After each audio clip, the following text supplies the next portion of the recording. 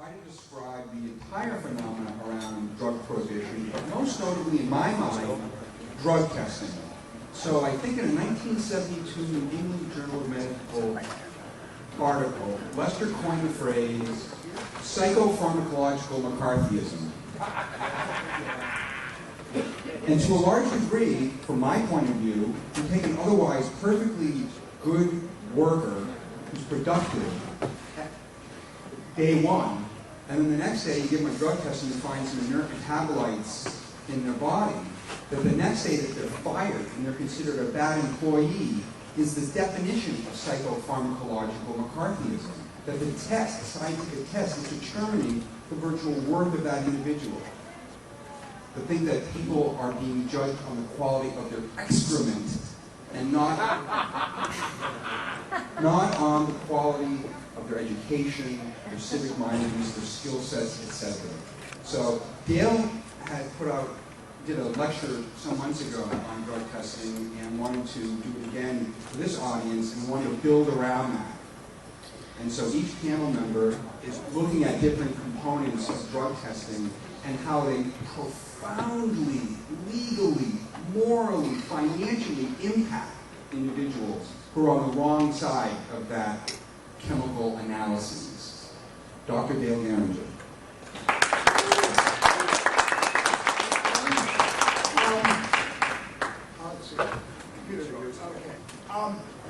I actually prepared a much longer talk than this because there's a lot of information out there to be had.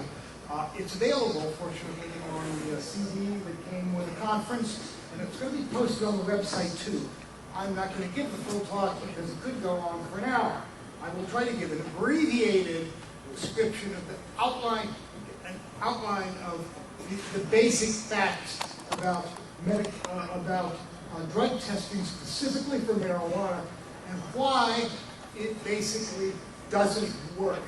And I think drug testing is one of the most misunderstood technologies out there. Everybody assumes it's like an alcohol breathalyzer and there's something suspect about somebody who tests positive for marijuana. Just ain't the case. There is no scientific basis for it. It's, in my opinion, scientific fraud. And of course, the case study I always like to start off with is Ross Rabagliati, who won the gold medal in the Olympics for snowboarding and tested positive for marijuana. And fortunately, they hadn't yet made that disqualification for winning the Olympics, but nonetheless, it shows that you can be at absolute peak performance and have dirty urine, so-called. Well, why is this?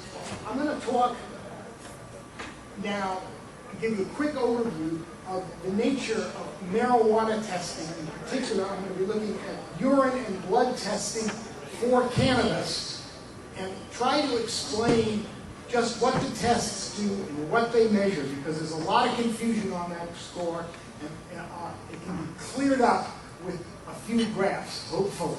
So, when you're talking about urine testing, you have to, or drug testing for marijuana at all, you have to distinguish two different cases. There's the case of one-time use. People who are clean, haven't smoked for a long time, and then they smoke. And then there's the chronic users who are daily users. And they have, in the chronic users, you have buildup of metabolites that test positive for much longer, basically, than for one-time users. This graph here is specifically, these are from the very few well-controlled studies that were done with single-time users. Came into the test perfectly clear, and then they monitored their marijuana use. I'm looking at the urine. What they measure in urine tests is a non-psychoactive metabolite referred to as THC, COOH, carboxy-THC, THCS, as it's sometimes called, as I say, completely non-psychoactive metabolite.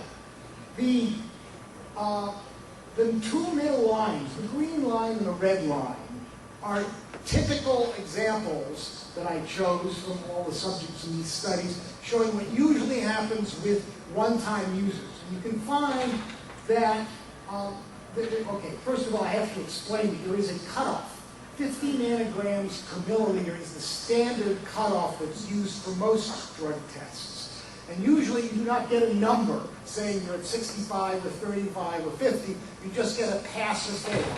And that pass or fail is usually built around 50 nanograms SIM. So if you're above 50 nanograms, you fail.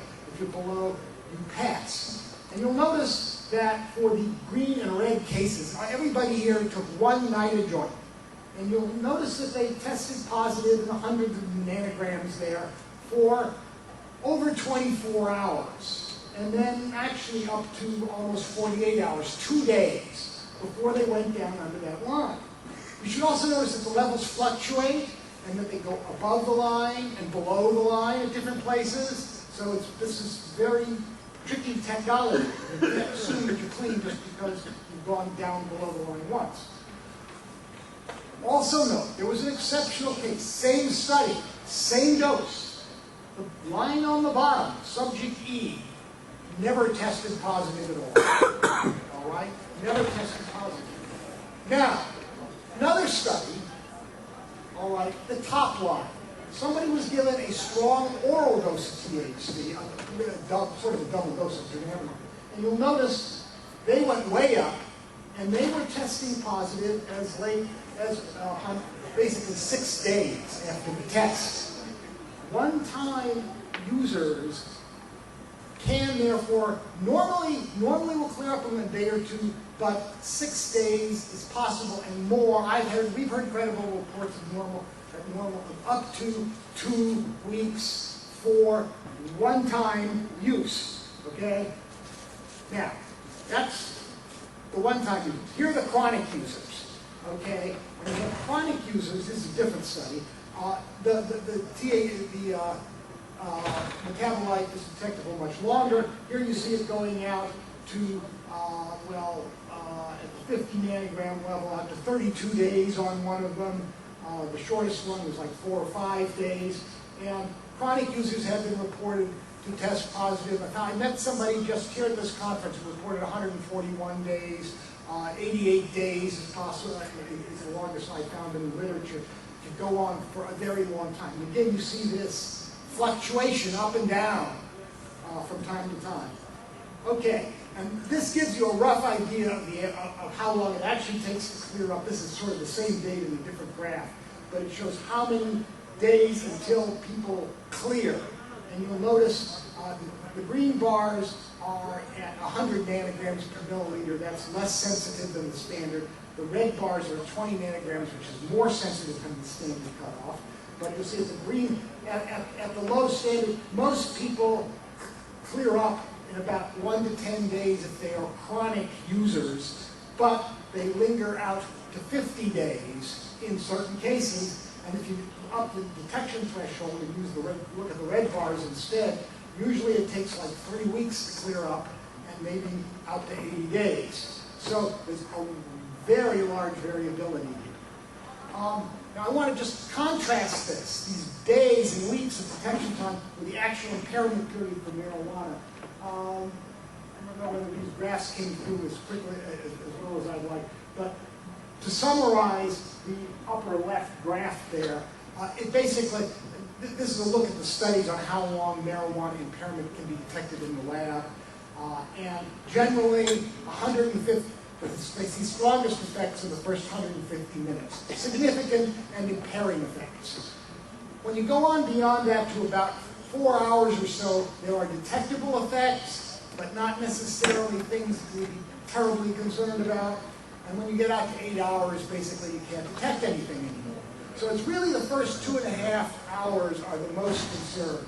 And certainly only the first 4 at most.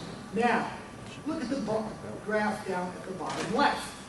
This shows how long it takes for the marijuana to show up in your urine if you are clean in the first place. All right?